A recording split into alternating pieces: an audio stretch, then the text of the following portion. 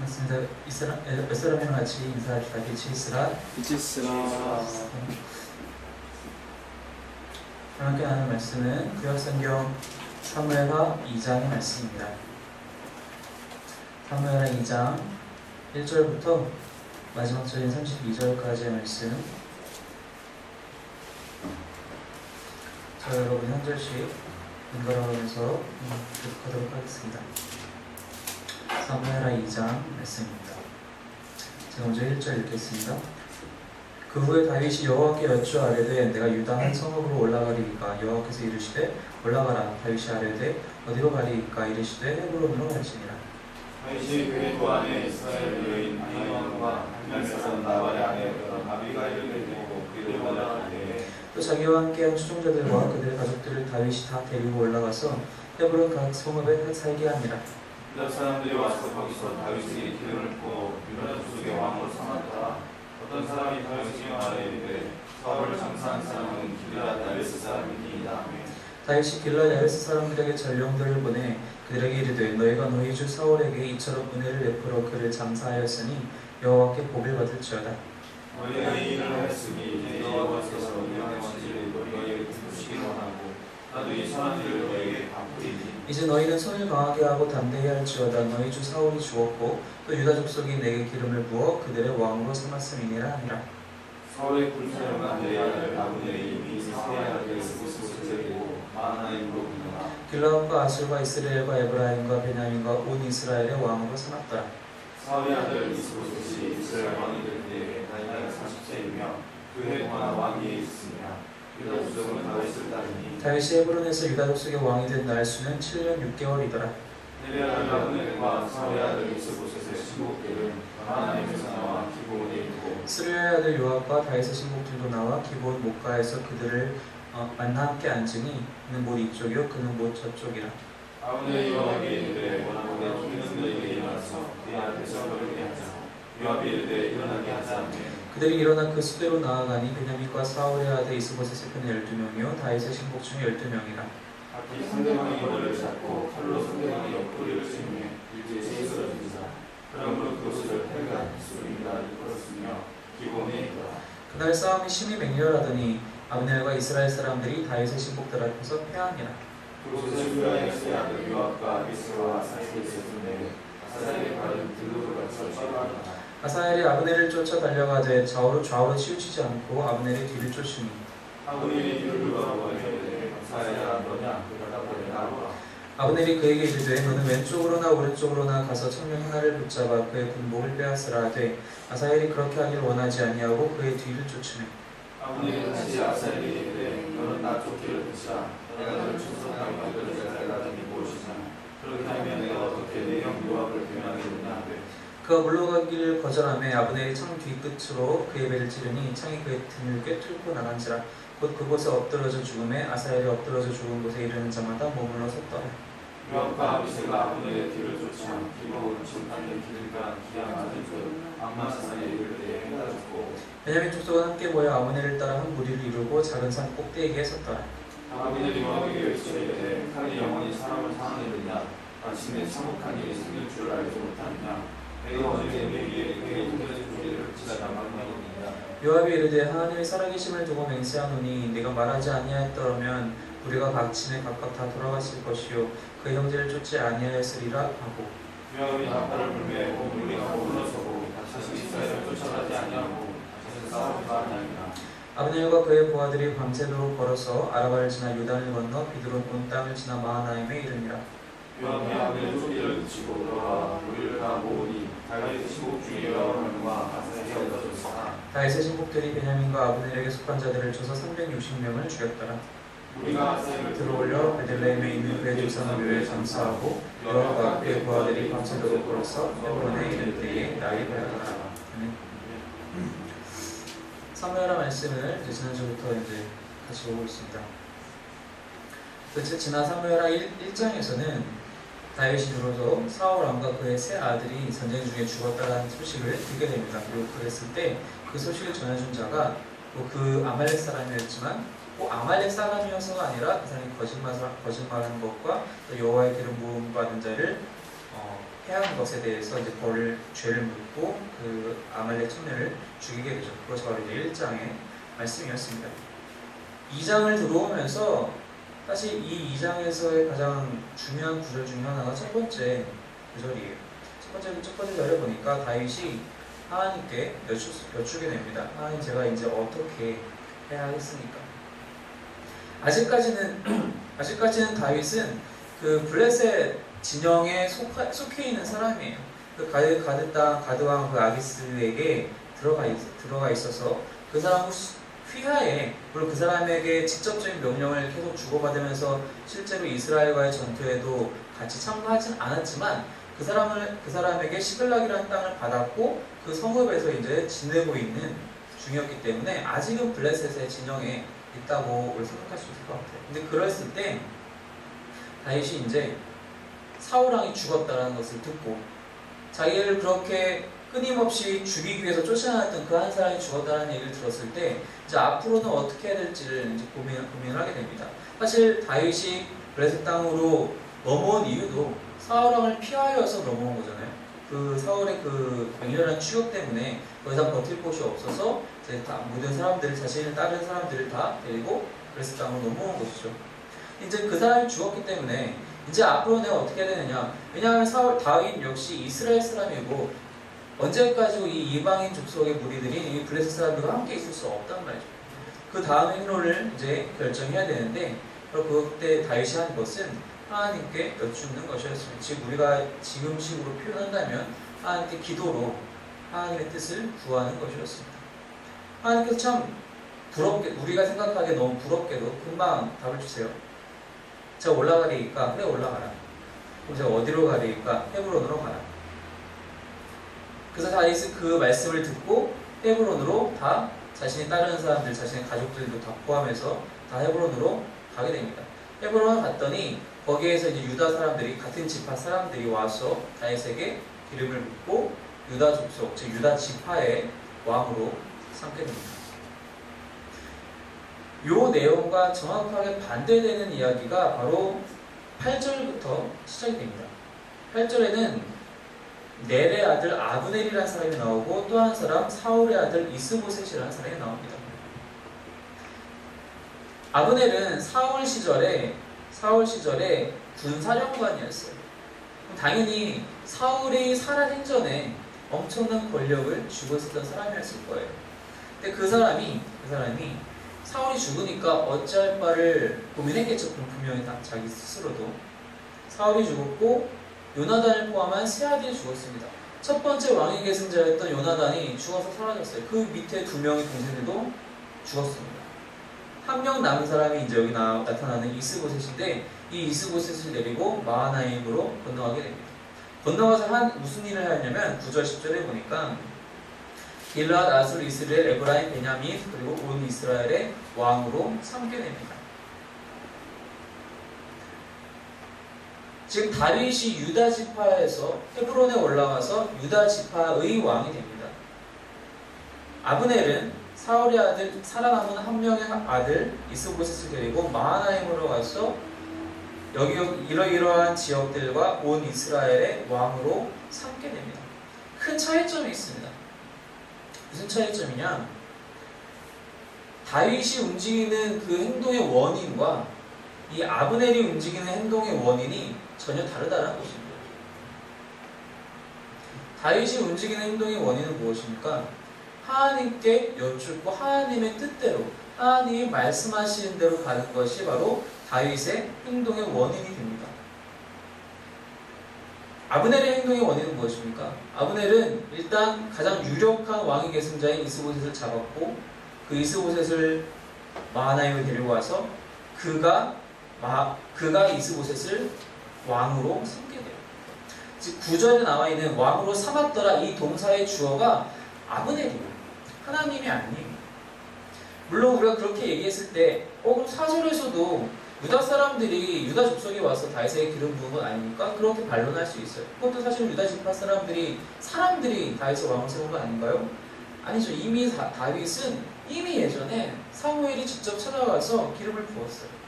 사무엘이 기름을 부었다는 얘기는 사무엘이 하나님의 말씀을 듣고 하나님의 말씀에 순종해서 하나님의 뜻대로 다윗에게 기름을 부었다는 거거든요.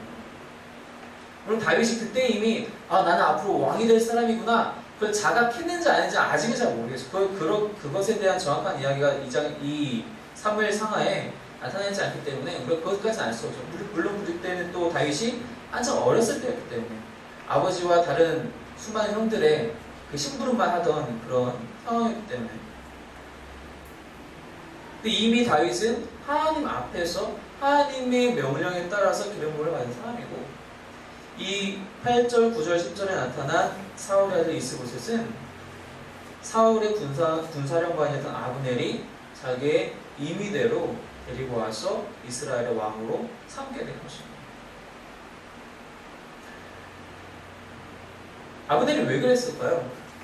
아브넬의 이유는 간단합니다. 본인이 사실 왕이 될 수도 있어요. 사령관이니까. 사실 우리나라에도 그런 전례들이 있잖아요. 군부 정권이라고 그러죠.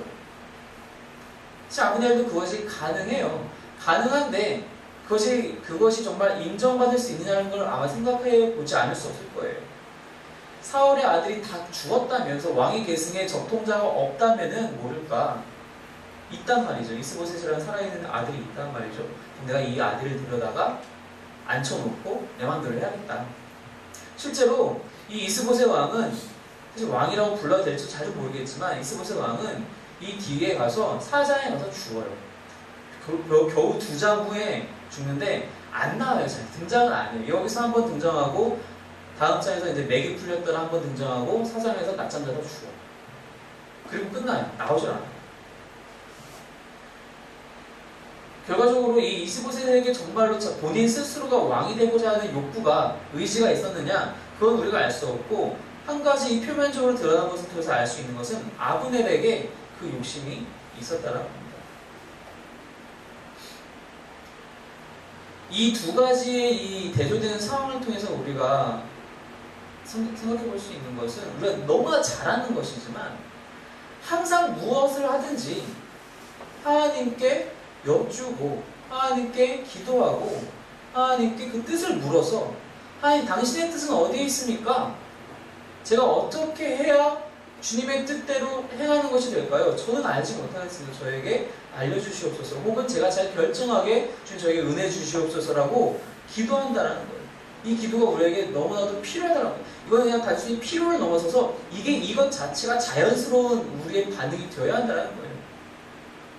너무 잘 알고 있는 이야기입니다. 잘 알고 있는 적용점이에요. 근데 우리가 실제로 그렇게 하는지가 문제거든요. 늘. 사실 우리가 신앙생활을 여러 해, 수십 년 넘게 하면서 아는 건 상당히 많아요. 어떨 때 기도해야 되고, 어떨 때 예배해야 되고, 어떨 때 순종해야 되고, 어떨 때 어떻게 반응해야 되는지 우리는 다 알아요. 근데 알면서 그렇게 잘 못해요. 그렇게 알면서 행하면 그것만큼 좋은 것이 없을 텐데, 여기 말씀대로 여기서 다윗이 1절에서 행한 것처럼 자신의 앞으로의 행보를 결정할 때에 제가 어떻게 해야겠습니까? 제가 올라갈까요? 말까요? 그럼 올라가라. 그럼 어디로 갈까요? 헤브론으로 가라. 이런 행동이, 이런 그 과정이 우리에게는 없다라는 거예요.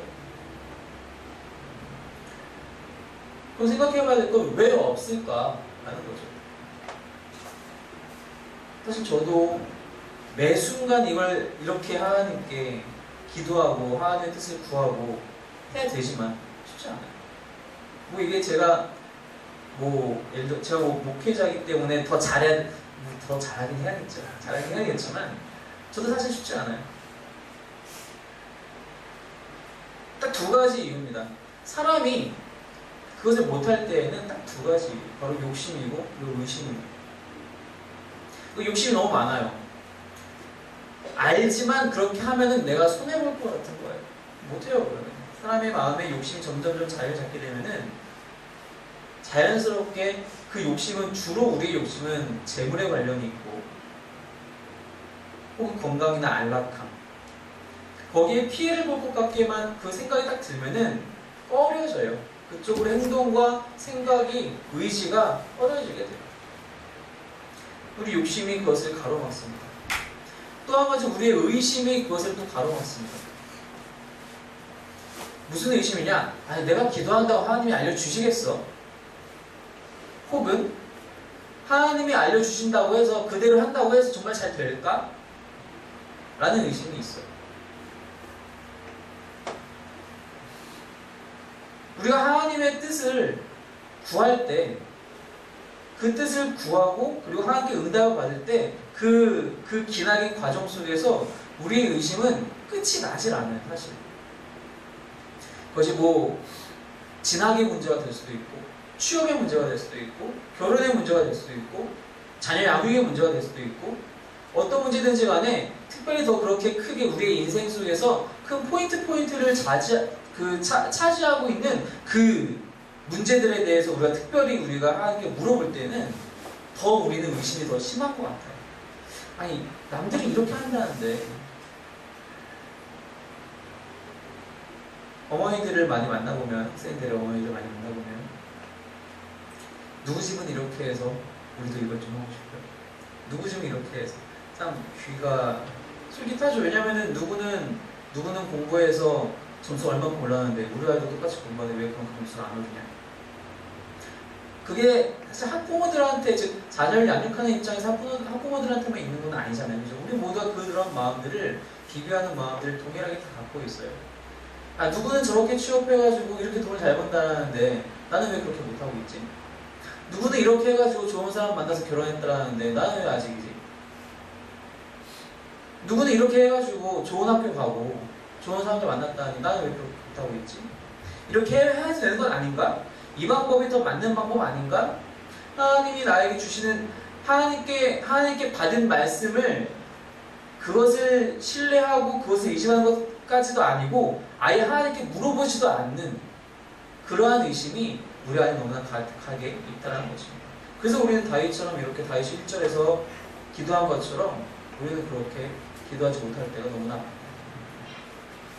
기도한다 한들 하나님이 너만 정말 나한테 응답해 주시겠어? 혹은 내가 그 응답을 잘 알아들을 수나 있겠어? 라는 의심도 거기서 또 발생을 해요. 우리가 기도하면 하나님은 100% 응답하세요. 이 100%라는 의미에는 하나님이 안 주실 때도 있다는 걸 포함합니다. 이 안 주신다는 것은 내가 원하는 대로 안 주신다는 거예요. 우리의 귀는 참 편향돼가지고 내가 기존에 예상하고 있었던 혹은 내가 바라고 있었던 대로 응답이 오면은 정말 귀신같이 알아채요. 근데 그렇지 않은 방향으로 응답이 오잖아요. 하나님께서 그렇게 말씀을 주시잖아요. 안 들려요. 귀를 닫고 안 들어요.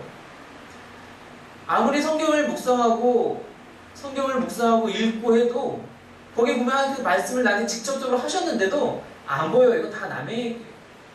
예배에 와서 선포되는 설교 말씀을 아무리 들어도 내 뜻에 맞지 않으면 다 남 얘기예요. 그건 김지사가 잘못한 얘기네. 저거 이장로가 잘못했어. 다 이렇게 들려요. 우리가 하나님의 말씀을, 하나님의 응답을 들을 수 있는 채널이 참 여러 가지가 있어요. 첫 번째는 당연히 말씀입니다. 여기서 말씀이란 건 좀 광범위하게 우리 생각을 하면 이 문자적인 성경 말씀과 플러스 예배 시간에 선포되는 하나님의 말씀이 있어요. 또 많이 출판되어 있는 또 좋은 책들이 많이 있죠. 하나님의 말씀이 있어요. 또 한 가지가 있다면 그건 바로 우리의 이성 혹은 지성입니다. 하나님이 우리 머리 괜히 주신 게 아니거든요. 우리가 다 얼마든지 논리적으로 생각할 수 있어요. 여기서 말하는 논리는, 제가 말하는 논리는 세상의 논리를 차용해서 얘기하는 것이 아니라 우리가 말씀을 이미 알고 난 후에 이 말씀으로 양육된 논리를 얘기를 하는 거예요.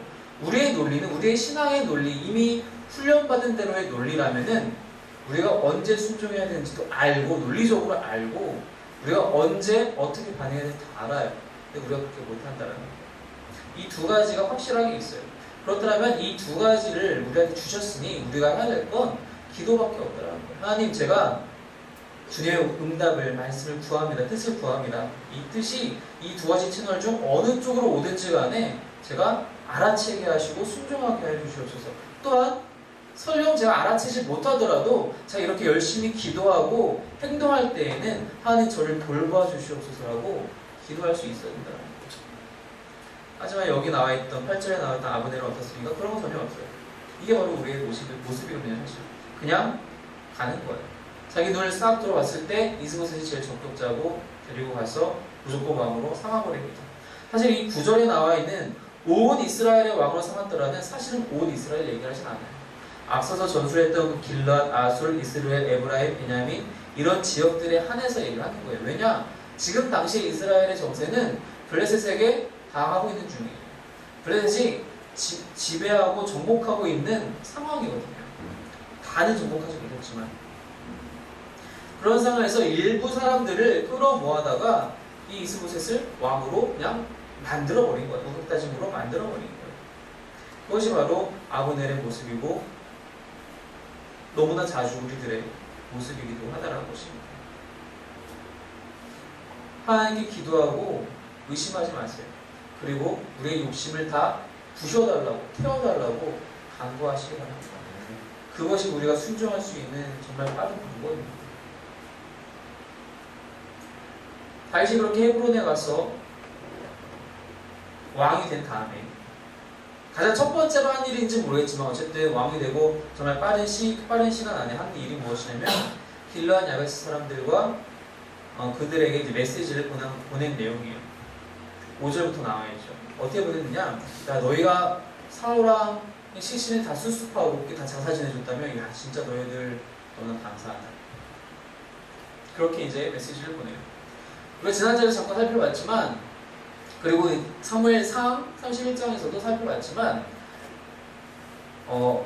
사울이 죽었을 때 길르앗 야베스 사람들이 제일 먼저 가서 그 시신을 찾아옵니다. 물론 그 시신은 원래 그 시신은 이제 블레셋 사람들이 다 가져와서 다 그렇게 막 매달아 놓고 했을 텐데 왜냐면 그 이전에 사울이 왕이 됐었던 그 초기 시절에 이 길르앗 야베스가 다른 이방 민족들에게 침입당하고 이제 아픔을 당하고 있을 때 도와줬었거든요. 그것을 잊지 못하고 수십 년 후에도 와서 그렇게 은혜를 다시 갚는 장면이 사무엘상 31장에서 나오게 돼요. 그것을 이제 얘기를 전해 듣고 다윗이 그 얘기를 하면서 뭐라고 덧붙이냐면은 7절의 말씀을 보니까 이제 너희는 손을 강하게 하고 담대히 할지어다. 너희 주 사울이 죽었고 또 유다 족속이 내게 기름을 부어 그들의 왕으로 삼았음이니라 아니라. 무슨 말이냐? 사울은 죽었고 이제 내가 그 다음 왕이니까 걱정하지 마 라는 내용이에요. 성경을 상당히 정치적으로 읽으면은 이건 다윗이 정말 머리를 잘 썼다라고도 생각할 수 있어요. 왜냐하면 다윗은 현재 유다 지파의 왕이 되었거든요. 온 이스라엘이 왕이 된 거 아니에요. 나머지 11지파의 동의는 아직 구하지 못했어요. 그런 상황에서 길르앗 야베스라는 아직 블레셋의 그 지배에 들어가 있지 않은 지역의 사람들을 빨리 포섭하는 게 정치적으로는 맞는 행보거든요. 그렇게 볼 수 있어요. 근데 우리가 이것을 정치적으로 볼 거냐? 사실 그렇지 않아요. 우리가 역사서에서 다윗을 볼 때에는 한 가지 큰 흐름이, 큰 주제가 있어야 되는 것이 무엇이냐? 다윗은 예수 그리스도의 예표로 작용한 우리에게 성경에서 나타난다는 것입니다. 물론 다윗의 모든 행동들과 모든 삶의 일거수일투족이 다 그렇진 않아요. 우리가 알다시피 다윗도 죄를 많이 지었거든요. 그럼 그런 것들도 다 예수님의 예표가 되는 것이냐? 그렇진 않아요. 하지만 몇몇 부분에서는, 그리고 상당히 많은 부분에서는 예수 그리스도의 예표를 다윗 왕이 보여주고 있어요. 그 중에 하나가 무엇이냐? 다윗은 스스로 왕이 되려고 하진 않았어요. 아까도 잠깐 말씀드린 대로 사무엘이 와서 기름 부었을 때는 아직 어린 나이였기 때문에 앞으로 어떤 일들이 일어날 줄 몰랐고, 지난주 같이 나왔던 사무엘하 1장에서도 사울왕이 죽었을 때 그 다윗의 반응을 보면 다윗이 언젠가는 사울왕을 직접 죽이고 왕이 되야겠다라는 꿈을 가졌다라는 사람이라고는 볼 수가 없어요. 그리고 여기 와서도 왕이 자기가 되기 위해서 강제로 유다지파 사람을 끌어모아가지고 나한테 기름 부으라고 한 것도 아니었어요. 그런 상황에서 이 길르앗 야베스 사람들에게 어떤 대가를 바라고 이렇게 편지를 보냈을까라고 생각하기 힘들다는 것입니다. 그리고 이 길르앗 야베스 사람들은 일단 유다지파 사람도 아니기 때문에 다윗이 영향력을 행사할 수 있는 사람들도 사실은 아니에요. 그래서 사실은 이 사람들은 당장 9절에 가서 보면은 길르앗 지역이 어떻게 되죠? 그 이스보셋을 왕으로 삼게 돼요, 사실은. 그래서 어떻게 보면 다윗의 반대파로 가게 되는 거거든요. 근데 그런 것은 신경 쓰지 않고 일단 그 편지를 보내요. 너희들을 내가 지키겠다. 7절 말씀이 바로 그거잖아요. 두려워하지 말아라. 두려워하지 말아라. 무슨 뜻이냐? 예수님이 우리에게 오셔서 이 땅에 오셔서 구원 사역을 감당하실 때에는 이미 당신 편이신 사람들만 위해서 오신 것이 아니라는 거예요. 예수님이 십자가에 달리신 이유는 기존의 예수님을 알고 있고 유대인들이 믿었던 그 하나님, 그 여호와 하나님을 알고 믿고 따르는 사람들만을 위해서 오신 것이 아니라는 겁니다. 물론 예수님은 육신적으로는 유대인의 모습을 가지고 오셨어요. 그렇다고 해서 예수님이 유대인들만 위해서 오신 것이 아니라는 거예요. 예수님은 모든 사람을 위해서 오셨다는 것입니다. 설령 그것이 지금 현재 예수님의 편에 속해 있지 않은 것처럼 보인다 할지라도 예수님이 그들을 적대시하느냐? 그렇지 않다는 겁니다. 지금 밖에 나가보면은 얼마나 많은 사람들이 아직도 주님을 알지 못하고 혹은 주님을 알지 못하면서 그치는 것이 아니라 주님을 욕하면서 얼마나 많이 살고 있습니까? 혹은 예수님은 그들을 미워하시니까 그들을 막 정말 미워하시고 증오하시면서 너 어떻게 되나 보자 이러고 계십니까? 그렇지 않으세요. 그들마저도 예수님은 품으실 수 있는 분이시고 품으시는 분이세요. 그들에게 당신의 그 피 묻은 복음이 전파되기를 우리를 통하여서 전파되기를 기다리고 계신 분이세요. 그게 바로 우리 예수님이세요. 그래서 예수님이 요한복음에서 나는 선한 목자라는 비유를 말씀하실 때 내 양은 내 음성을 듣는다라고 말씀하시면서 그럼 남의 양은 내 음성을 못 듣는다라고 말씀하지 않으세요. 여기서 말하는 것은 남의 양 자체가 없다라는 거예요. 거기에 나와 있는 것은 딱 한 분과 두 부류예요. 즉 예수님과 예수님이 말씀하신 나의 양과 그리고 도적들이에요. 당연히 나의 양, 도적들의 목소리를 나의 양들은 알지 못하고 이 나의 양들은 내 목소리를 알아서 내 목소리를 듣고 움직인다. 남의 양이 없다는 거예요. 애초에 남의 양이 없다는 겁니다. 이게 바로 우리 예수님이시라는 겁니다. 그럼 우리는 이런 예수님이시라면 온전히 우리의 모든 것들을 맡길 수 있어야 된다는 겁니다. 마치 다윗이 길앗 야베스 사람들에게 너희는 손을 강하게 하고 담대할지어다. 이 말을 풀어서 요즘식으로 생각을 한다면은 두려워하지 말고 내가 너희들 뒤에 있으니까 걱정하지 말아라는 뜻이거든요.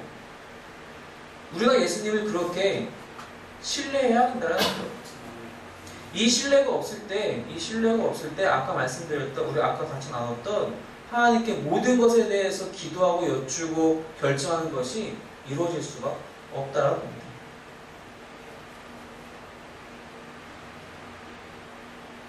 그리고 나서 두 부류의 지금 두 파가 생기게 됐어요. 다윗이 유다의 왕이 되고 이스보셋이 다른 몇몇 지역들을 통할해서 온 이스라엘의 왕이라는 명칭을 갖게 됩니다.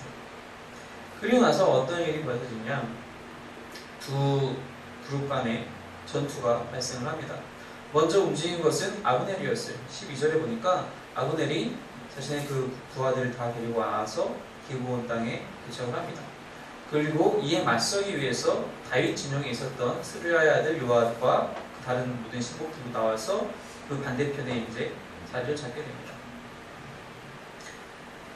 아브넬이 제안을 합니다. 우리 몇 명씩만 나와가지고 한번 대결을 해보자. 그래서 12명씩 나와서 대결을 하잖아요.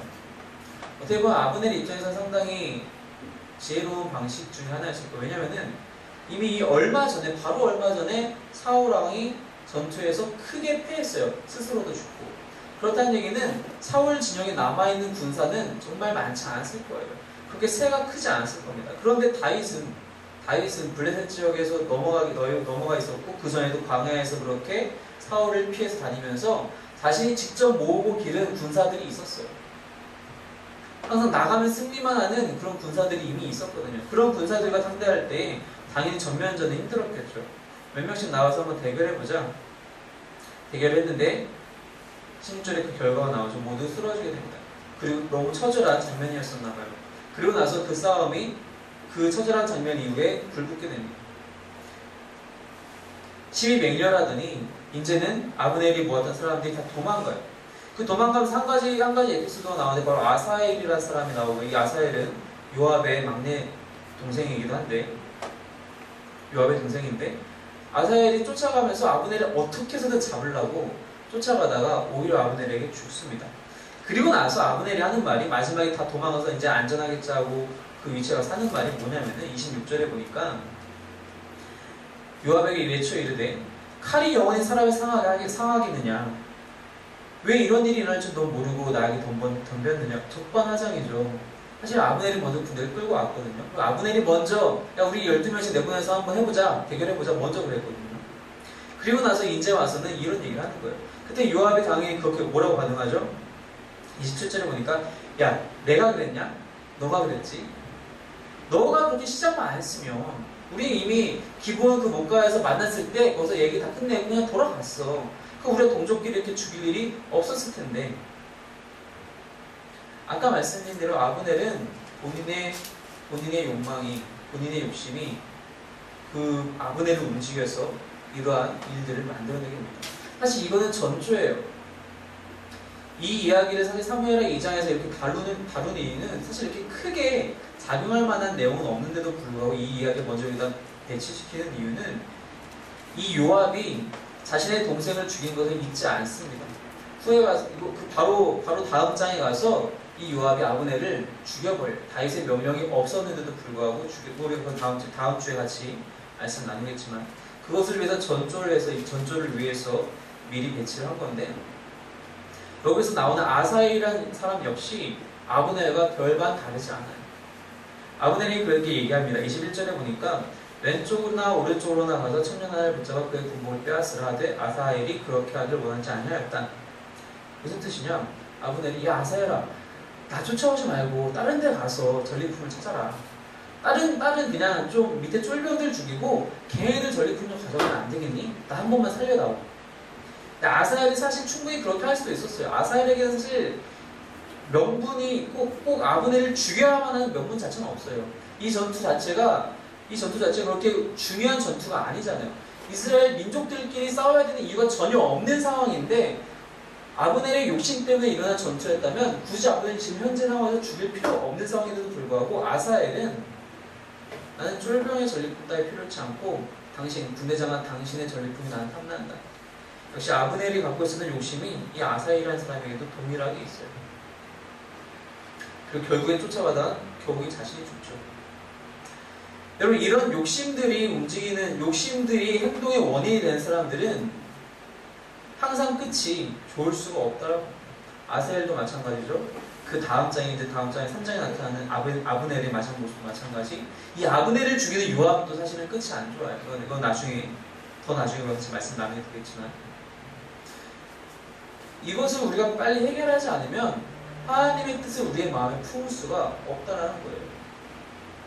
아까 말씀드린 그 욕심과 의심이 우리 안에서 해결되지 않으면 우리 안에 있는 모든 더러운 것들을 다 비워내고 하나님의 선하신 것들로 채워져야 되는데 그것이 이루어지지 않는다는 겁니다. 우리가 회개할 때에 내가 이미 지은 죄에 대해서 우리는 회개한다고 생각을 해요. 맞아요. 맞지만 또 한 가지 우리가 회개해야 될 것은 우리 안에 여전히 남아있는 아직 꿈틀대지 않고 아직은 숨어있는 그 욕심과 의심들조차도 하나님 그런 하나하나까지도 주 용서하시고 다 없이 하여 주시옵소서라는 온전한 회개가 그리고 온전한 그 마음의 비움이 우리 안에 있어야 한다는 것입니다. 그것이 성결되어야 하나님의 뜻을 구했을 때 의심 없이 받아들이고 순종할 수 있는 믿음의 능력이 비로소 우리에게 주어진다는 사실입니다. 다윗과 아브넬 그리고 아사엘 많은 사람들이 앞으로 등장할 텐데